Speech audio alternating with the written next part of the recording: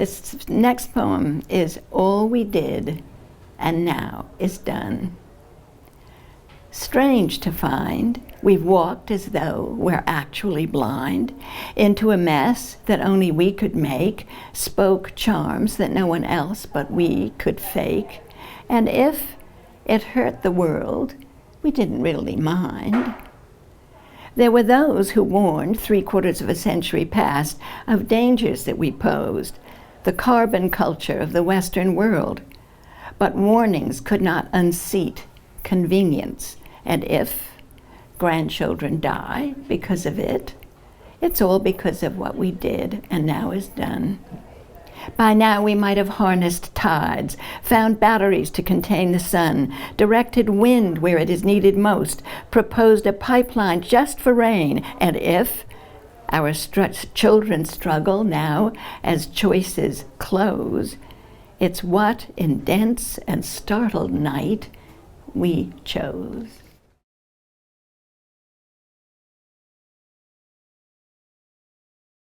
When did we cross and why? How did we know it's done? By the vacuums in our rocket words, our personal decibels of mere foam, when cynics thunder and complacency withdraw. Withdraw? There's no crossing back. Oh, baggage as usual packed itself, let itself be dragged complaining, thinking things were basically standing still. Just waiting for the sky to clear, it said. Everything is standing still, waiting for the sky to clear, as if Florida in March. Sure, bring a sweater, not wool. Yes, unusual, more drought and wind. Or is it more rain and wind? Too hot for March, too cool. Oh, but never mind, all this will pass, be as it was. But, as my mother said, it will not. So what exactly did withdraw? Mind. Mind filled usefully with evidence. Heart, too, of course, heart that knocks with rhythms of other hearts. The married pair of heart and mind withdrew. Justification for flight was everywhere. Heart-mind became just part of the baggage, dragged to the crossover amid the consistent money men and the bikini boys whose pistols crack. Once arrived on the other side, the reverse of choice is born. And all these things like tornadoes that dig 2-foot trenches or waves that are 62 feet high. I read 2 scientific magazines, and so I've kept track of all these things. They're not yet happening all the time.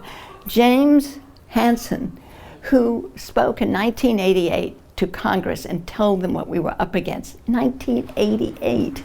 He's just written yet another book, and he was asked whether it's too late.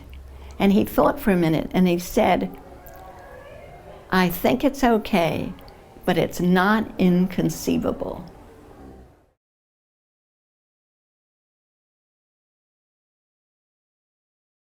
Reach into your slicker pocket. The least weasel of 10 millennia crawls into your cold hand, piercing itself on the sharp left hoof of a permanently desiccated pork. Reach into your apron's pocket. Polluted air swells forth, both gift and thief. In complex weight, crushes the scent of flowers. When memories of the bees arise, their melodies catch you, amazed by grief. Reach into your laboratory's jacket pocket. Packets of preserved krill swim ecstatically in their plastic squares. They swim as if the ocean was at hand, they wish. But its seethe is far away and without krill or fish. Reach into your t-shirt pocket. Attach the ever-receiving iPod to your ear. The hacking and the crashing of trees, the boom, the shriek and violence of unceasing wind has shattered windows of your carefully decorated room. Your religion told you to avoid illusion, to have compassion, to love and fear your gods. Toward the end, at last, you were taught to love yourself. The danger of this had been real, and you have failed the test. Oh, you needn't do a thing. Enjoy. Someone else will do the rest.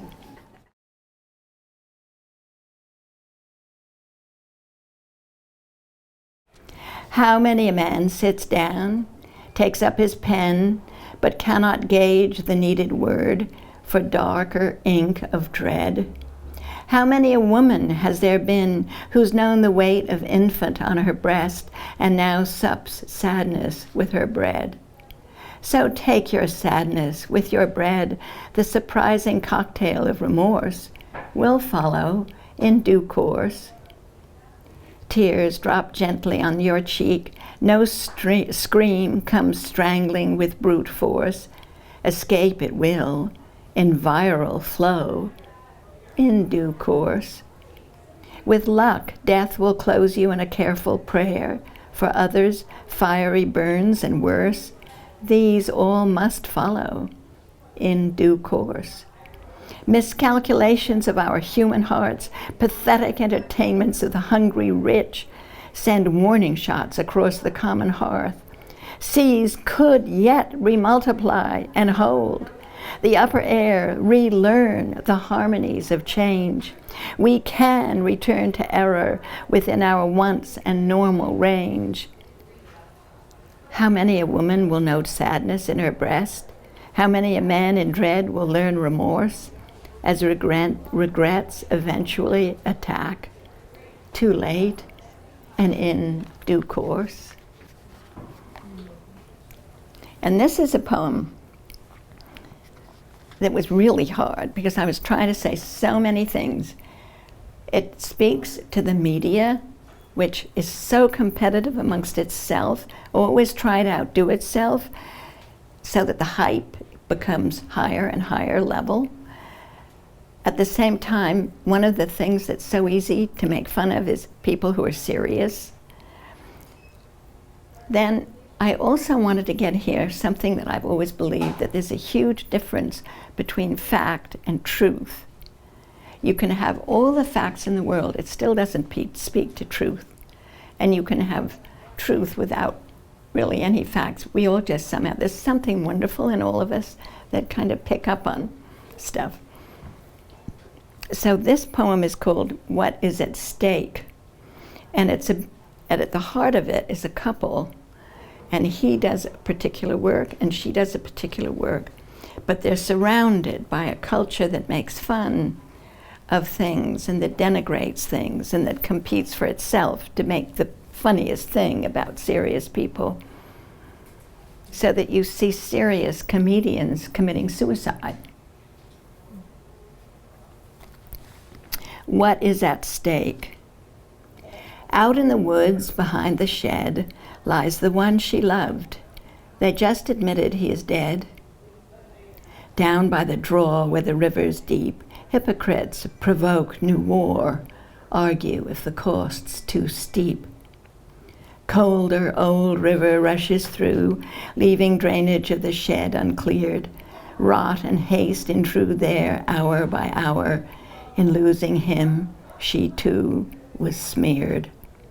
He was all about confirming facts, loving truths he found in them.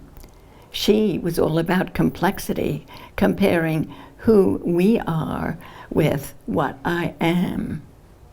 Media politicians of sarcastic wit jeered parodies of serious words. Honest search was posted, pilloried, dismissed. Too soon, 2 souls, 2 lives interred. Clean waters won't pause as they enter these woods. This river won't rise to cleanse and trim. She was female, he was male, 2 who loved all truths, facts found for them. Nevertheless, and nevertheless, however ruthlessly each was dismembered, 2 souls upon the wind live on. They mattered once, with love remembered. Well paid for wits still kill such search. Others know the human ache of knowing how the complex facts make truths to prove whole worlds at stake. Here's what happened to me. It was probably sometime in the 70s, because I've been watching this a long time. The poet awakens to reality. And in the beginning of this poem, I have noticed that when you sweat, it's very tiny drops, and it's very delicate and sensitive, and how can I make a poem of that, right? So that's what I'm doing at the beginning of the poem. Sick with rain, cold sweat forms and does not fall. Too small such skimpy drops upon the feather and the cuff of brow and wrist. No effort here to turn and meet the rain that means us harm. That's a picture of me trying to make a picture of sweat. Then reality comes. Revolting poet, poised beneath the lamp, how worthy to be writing poems before dawn. Poems, mere love of words, displays of sound, a nipped-in form to physically convey the perfect form of sweat. Harm because despicable, true cause removed, while noble thoughts of meeting death remain, curled and coiled around a head so high, in high-flown destiny, the simple earth is lost.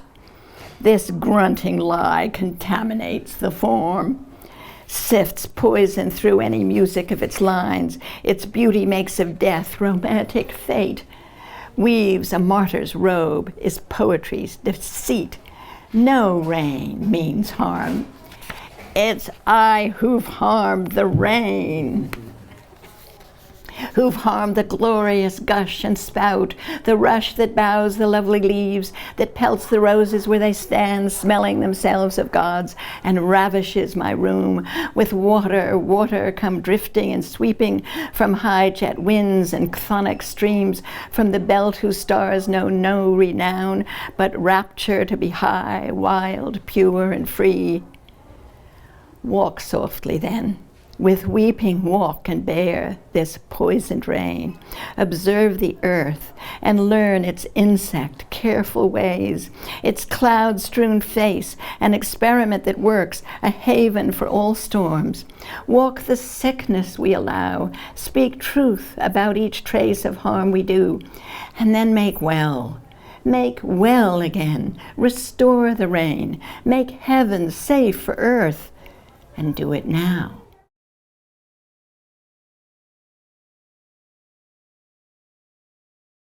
Poet, bard, and teller of our tale, take up a task unknown before, for never was an end at hand before which differences of creed grow pale. Sing us for the dwellers in the hills who must survive with minds intact, who will learn the bad and need the good, but sing it now before the rains that kill.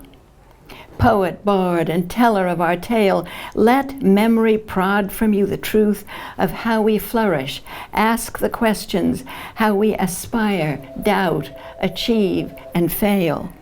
Remember us and write it now, our special skills, our diverse races in our nation, our universal search for love, but tell it now, before the rains that kill.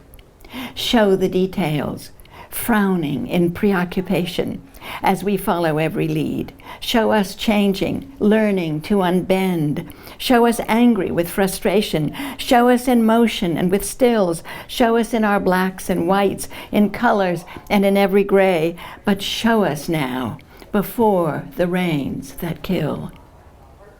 For we are worthy of your song. Our works are still enlarging truth.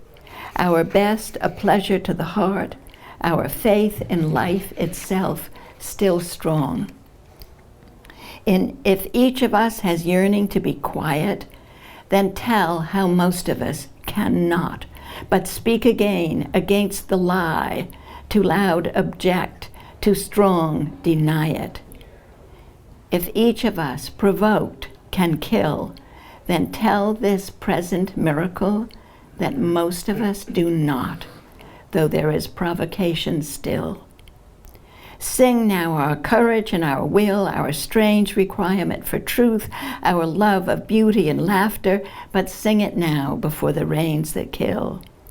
Poet, bard, and teller of our tale, take up a task unknown before, for never was an end at hand before which differences of creed grow pale.